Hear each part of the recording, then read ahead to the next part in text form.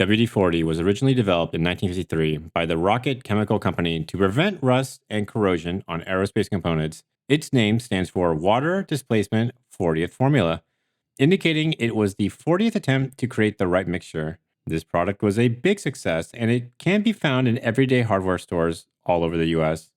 When used right, this product can be a great tool for anyone, but its popularity grew so much that it commonly gets misused. It is, after all, a solvent and not a lubricant. Some people have wrongly expected that WD-40 is a one and done permanent lubricant. The product had a specific use. As the product became more popular, it became to be misused, and then people were left unhappy and unsatisfied. That is not really the fault of the company.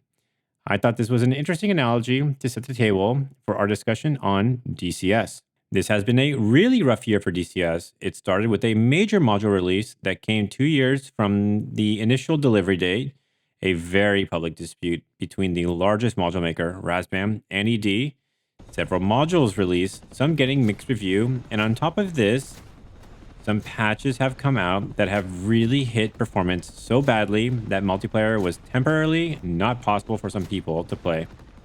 I think it would be fair to say that this has been the rockiest year that DCS has seen in a while. And when you are in the middle of a crisis, it is easy to get swept into it. And it's hard to take a step back and to think about how things look on a longer term scale. This now brings us to the point of this video. My guess is that despite all the public drama, despite all of the angry players, and despite all the negativity, that on the whole, none of it may really matter. And in thinking about this, what I realized is that DCS may simply be just too big to fail now. And I have also realized that some, not all, but some of the criticism that ED is getting may be a bit of a stretch because players may be, in a way, misusing the product. So today we unpack this idea and discuss some of the implications. If this is your first time here, this channel focuses on multiplayer sim gameplay. So if you're into that, please subscribe. Let's start with the most public and spiciest thing that has happened this year. As many of you already know, there is a public spat going on between ED and Razbam. Outside of a few fixes that Galanet has graciously put forward for the F-15 and the Mirage 2000, work has been paused on the Razbam modules since early this year. The expectations is that these modules are going to become defunct if this dispute is not settled. This has been a topic of a lot of discussion on many different Discords, and if you are in these communities, it's really easy to think that the sky is falling. But if you take a step back, it's pretty clear that's not the case. Let's look at timelines. Razbam went public with their pause on development on April 4th. We are not going to unpack the entire drama, but some very serious allegations were made, and this has been a cause of concern for not just players, but module makers also. And it has really been interesting to see how both have reacted. Let's start with the players. Moving out the timeline from April 4th to May 21st, or just within 2 months of the drama starting, Heatblur's F4 Phantom release, and what happened? Players bought it. It was like nothing was going on. It would be hard to believe if you told me that players were actually concerned about this drama because they just rushed to buy this thing. Did some people hold out in protest? Sure. But the F4, based on multiplayer numbers, looked like it was a very successful release. Within 2 months of this laundry being aired out, a module release, and a lot of players looked like they weren't concerned enough to not buy. Now we go to the module makers. A serious allegation from the largest vendor in this space may mean that you may become implicated in the same sort of scheme. A large scandal like this may give you pause. You may want to mitigate some risk and start to reduce your costs or limit your output so you are not left holding the bag. This is not what happened with the DCS module makers. Kola, the F4 Phantom, and the Kaiwa are all third-party modules that came out post-drama. Now, one could say that they were close enough to release. Sunk cost fallacy is real, and they wanted to release anyways because they were basically at the finish line, so they may as well release it. Sure, that could be the case. What about the other third-party module makers that are not close to release? I have discussed with a handful of third-party module makers and asked them if they were planning to continue work on their module and if they plan to do a module after. The answers were all pretty much the same. 1, they are watching the Razbam situation very carefully. 2, they are continuing with their modules. And 3, in some cases, some module makers are seeking additional contracts for new modules. So despite this very public and very serious public spat, the players have continued to purchase modules, and module makers are continuing to make modules. Along with this, an interesting point came up with one of the module makers is that they said this is the only space that exists where they can do this sort of work. They do this part-time. It's their passion. And in short, if you want to model a combat jet in full fidelity, the only space to really do it is in DCS. The same applies to players. If you want to fly combat jets and helicopters with high fidelity, with this much variety, the only place you can do it is in DCS. ED owns the market. Players can't really go anywhere else, and module makers don't really have a choice because the only other option that can generate money is Microsoft Flight Simulator. And this is sort of a deflating option, as there is no way to model the combat systems, which I would imagine is in conflict with the passion of the module makers. It looks like passion and support really does matter. On top of this being a rough year for DCS, an interesting thing is that this is probably the best it has ever been in DCS multiplayer. Parts of the game are flourishing despite the noise. I am going to keep this short and gloss over a lot of details, but when I think about DCS multiplayer, right before the launch of ECW, the only PvP server that always had population in big numbers at all hours in the day was Growling Sidewinder. Then ECW came, and both Growling and ECW were the go-to spots at any hour in the day. What has happened now in the post-ECW era? There are a lot more options. DCS PvP multiplayer is the best it has ever been because there are more options than ever, and people are playing them. Heatblur's Cold War, Contention, Shadow Reapers, and Growling Sidewinder. These servers are all viable options now. We went from 1 or 2 PvP servers to at least 4, and this isn't even getting into the more localized servers that only have population in certain hours in the day, like Blue Flag. And we haven't even touched the PvE ones yet. I really do think that DCS PvP multiplayer right now is the best it's ever been, simply because there are more options available and people are playing them. In summary, let's take this to the worst case scenario and assume a resolution doesn't come and the Razman modules go away. This would be a big blow. A lot of people would get pissed, and some of them may walk or never buy a module again. But based on what we just covered, does it look like it actually matters? I understand that some of you, the most engaged, the super users of DCS, are the most angry, and some of you may have been holding out since this drama and not buying anything new, and will continue to hold out. That's fair. I see you, and I'm not ignoring you. But while I do recognize your existence, I do recognize the existence of a much larger customer base that ultimately does not care or care enough to stop buying. Along with that, do we think any module makers are actually going to walk? It has been almost a year since this drama has happened. If it was going to happen, I get the feeling it would have happened already. All while this happening, the community has continued to create new servers, and they are staying populated. The work has not stopped. Purchasing has not stopped. Players keep playing. DCS keeps on. The word monopoly gets thrown around a lot for DCS, and I don't mean it from a legal sense, but purely in a gamer sense. It's not a stretch of the truth. This shouldn't be too surprising to people, but what I do think what does not get mentioned too much is that DCS really has fortified itself to crowd out future competitors, and this in turn has helped DCS to sustain itself in the face of troubling news. People always wonder why there aren't more combat flight sims, and especially for jets. And based on all the things that I have learned through interviews and interactions with people in the scene, is that I think it's 2 things. First, it's hard to find talent. There aren't that many people that can do the things that players want in these games, and DCS has an established bench and have established relationships with third-party module makers. It's not easy to find these people who are able to do this work at a cost that makes it economically viable. Additionally, these things take a long time, and DCS has a huge head start. It takes multiple years to complete a module. DCS has been doing this for over a decade, and they have built out a pretty decent sized inventory of different types of planes and helicopters. Any new entrant into the scene will have to start from nothing. So imagine you want to break into this scene and build a new game.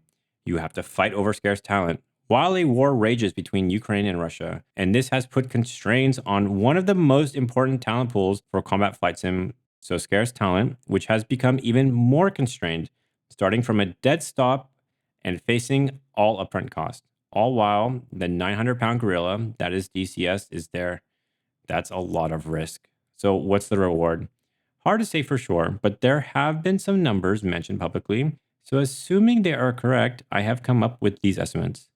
Razmam says they were expecting a 7-figure sum for their work on the F-15E Strike Eagle. So based on that, and assuming they get 70%, that means the total revenue the module generated is this. With an average order value, we can come up with the number of transactions. So now let's assume we are a company releasing our very first module in a game. We will use the transaction count from the F-15E as the range of the potential market size. Let's assume the same average order value and we get our revenue range. Now we are a new game. We are going to be reliant on Steam. Let's assume that 85% of the sales come from Steam and they eat 30%. That leaves this much revenue. Then let's pull in a new estimate. How much did it cost to make this module? Heatblur has stated that the F-14 took 100,000 man-hours.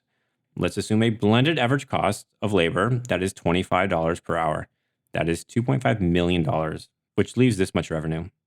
Keep in mind that this is just the cost for one module. This doesn't actually include the cost of actually building a game and maintaining a game or marketing or anything like that. Let me remind everyone that these are estimates based on the very few public numbers that have come up. I could be wrong here, but assuming I am right, these numbers start to paint a picture, which is that trying to break into the scene with a new game is hard. Now, this calculation is not complete, and it's an estimate. I should also mention there hasn't really been that many new hardcore combat flight sims. The only one that I can think of that is new and recent is Combat Pilot, and they frequently have discussed the point about investments being a key requirement in order for them to reach the finish line. The only other one, which we haven't heard too much about, is Falcon 5, and this is coming with the backing of Microprose, but details are thin on that front.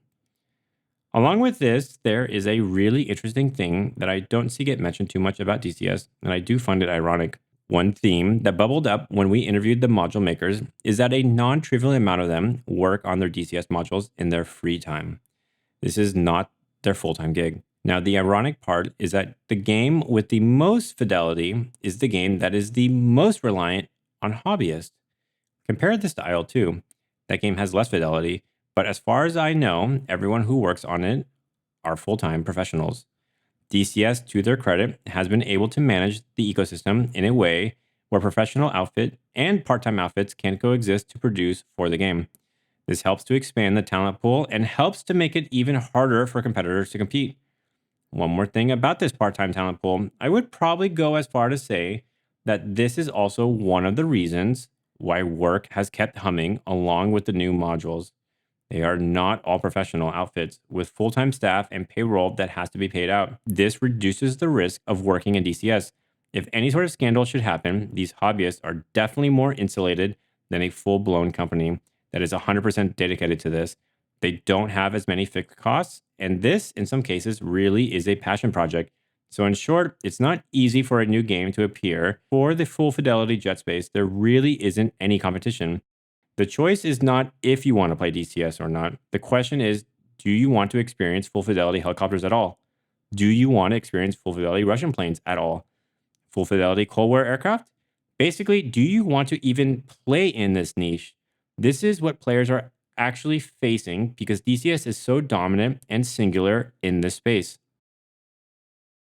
When I started this video, I gave the analogy of WDB-40 being a very successful product, but its success made it so common, and then people began to use it for other things, and sometimes misused it. This was purposefully done because I am at the point now where I feel like DCS is being misused, and I think it ties in nicely with our discussion on this topic. How is DCS being misused? Look at multiplayer, especially PvP multiplayer. The Cold War server, Contention, Shadow Reapers. These are some of the big servers that are around right now, and they are all 24/7 dynamic campaign servers. And all of them are trying to strive toward larger population numbers. The issue is that this sort of play is not what DCS is really made to do. ED is not making 24/7 scenarios that exist across an entire map. It's the community. ED is not making more complicated mission environments where there is persistence. That's the community. Yes, the players like me and others like you want these scenarios, but this is not what DCS has orientated itself to do. If you don't believe me, then look at what the game ships with and what is sold alongside of it. Scripted missions and campaigns that are completely different from a lot of the public multiplayer servers. Do some things you try to do in single player, in multiplayer, and you will see the servers melt. Now, I do not want to come off as victim blaming. There are some things that ED has done that have made it much harder for multiplayer server hosts, that's for sure. The point I want to make is that DCS seems to be conscious of what they are good at, and they are sticking with it. I have said this before, but I really do think that DCS is a digital air museum that allows you to experience the employment of procedures in some handmade scenarios, so you can do that. If you judge DCS as a procedural sim, then DCS is actually a massive success. The issue is that I think there are a non-trivial amount of players, especially from the PvP crowd, that are looking for more than just button pressing and want to experience a rich combat environment. And that is where each side misses each other. Let's take the really big thing that everyone is sweating over, the dynamic campaign. This is supposed to be, in the eyes of a lot of players, the silver bullet for DCS. I am sure ED will release this, and I'm sure it will be received as a disappointment. And I don't think the campaign will be at fault. Why? A campaign needs AI, and the AI in DCS is really poor. Ask yourself, would playing the BMS campaign be fun with the DCS AI? Probably not. The new dynamic campaign could be the wonder of the world, but at the end of the day, it's trapped in DCS. Think about it. I know this will be a really contentious point with some people, but I genuinely don't think it's an unreasonable one. I do think that some people, and I was one of them, are expecting too much out of this game. Let's look at the servers. They routinely will stuff 60 plus people into one, and my hands are not clean. When we had the server, we were trying to make it as big as possible. More people, more fun, right? Can we really fault ED for performance issues when 80 players are all playing on a server? Was there ever an intention from anyone at ED for more than 50 players to be on a server at a time? In some ways, we have clearly stretched the use of the product to do some things it was not originally intended to ever do. On this point, I want to share a quick story. When I was still involved in server hosting, I did approach all the major server hosts at one point with an idea for all of us to reduce the size of our servers. The big servers were all hovering around 50 to 80 player caps. My proposal was that we were sucking the air out of the room and we were stuffing too many players in too few places. If we all reduced our player caps to 40, we would spread the players out across other servers. Along with that, we would be able to standardize our missions and be able to design around a fixed 40 player number. Performance also should have been better, and that would have reduced our stress. The idea was not well received and it was never implemented. What else? Anyone who has spent a significant amount of time in DCS understands the revolving door of exploits that come to the game, and also understand that there is a very poor level of standardization between the modules. A game that lacks standards between modules and has a lot of potential exploits doesn't really lend itself well for competitive play. Yet, despite all of us knowing this, several people take a lot of time to organize competitive PvP tournaments. Bless their souls. I'm not blaming them. They are trying to have fun with how they want to have fun, but they are also very clearly using DCS for something that it was never intended for. Of course, there is no harm in them doing this outside of them frustrating themselves, and I am up there with them. I banged my head against the wall with ECW for a long time, and I burned myself out. I think by now you should get the point. The product is being stretched past its original intent, and that runs into some friction. Players get mad because they want to do certain things, but the game wasn't really intended to do that. Now, where does the finger of blame point? Do we blame ED for a lack of imagination or lack of trying to grab onto the player's interest to support more what the player wants? It's a reasonable point, but where my head is now at is that I don't think that's where ED's strong suit is. I really do think ED is self-aware of what they are good at, and they anchor themselves in there. Do we victim blame and blame the consumer for misusing the product? It's clear that the customer is using the product in a way that it was not originally intended for. But then again, when you look at the marketing materials around DCS, can you really blame them for trying? DCS has found a lane and they are staying in it. They crushed the other games in terms of flight modeling, graphics, audio, and offering the best mission editor. This is what DCS is good at, and it's been working for them. If you watch what they are developing, it's pretty clear what their focus is on, and they haven't really deviated from it. More on this later. So while DCS may not be focused on creating a really fleshed out combat environment a la BMS or IL2, it is very focused on what it does well. Creating a procedural sim that gives you an idea of what it is like to operate a wide variety of airframes in some scripted scenarios. It has attracted some other players who may not be the key focus, who in turn have used this product in other ways that were not originally intended, and this has led to friction, and I don't think this is going to change because ultimately these players have nowhere else to go. So now we have discussed that despite some very public drama, the module makers are continuing development. Players continue to purchase. DCS's grip on the market is tight as ever, and players, despite stretching the use of DCS to what it was not built to do, are still able to stomach the issues and roll with it. So now we get to the last part, which is about how this is not going to change, and it's because DCS has been to date too big to fail. They are, after all, successful, and success breeds the need to not change. One common thing I see people mention about War Thunder is that people wish that this snail would make the game more interesting by introducing more mission scenarios. I have always said that can you really fault the snail for not risking to upset the money machine while it's printing? I would probably argue that DCS is probably in the same situation. There really isn't a reason for them to change, and it really boils down to DCS's continued success, the lack of new competitors, and the player base continuing to reward ED. I have gone through a lot, and the thing that I have not mentioned, but it is present behind all of these points, is that there is a silent majority that sits in the background and continues to keep buying modules and play in single player. They keep ED humming. They are the backbone of the game, and they clearly do not care enough or know enough to really rock the boat. And ED has continued to make sure that the game's development continues to support their core audience. Now, a lot of you may be annoyed by this. I am like you and am a PvP player. I have been really critical of DCS in the past, but I don't think I'm saying anything that is untrue. We are not the focus, and that is okay. It's not ED's fault that there's little competition in this space. It's not ED's fault that they found an audience that likes their product and that they continue to focus servicing them. It's not their fault that other types of players were attracted to the product also, and that these customers, like myself, misused the product. I think ED do deserve some blame for the messaging around the game. It doesn't seem unreasonable to say that messaging was never their strong suit, but if you pay attention and look at what materializes and what they focus on, it's clear where their head and expertise is at. They probably also should get some blame for the lack of vision of what this could be if they would change their focus. While we can't change their entire focus, I will say that DCS players seem to have a lot more sway over ED than what players have over AAA studios. So while we are not the focus, they do throw us a bone every once in a while.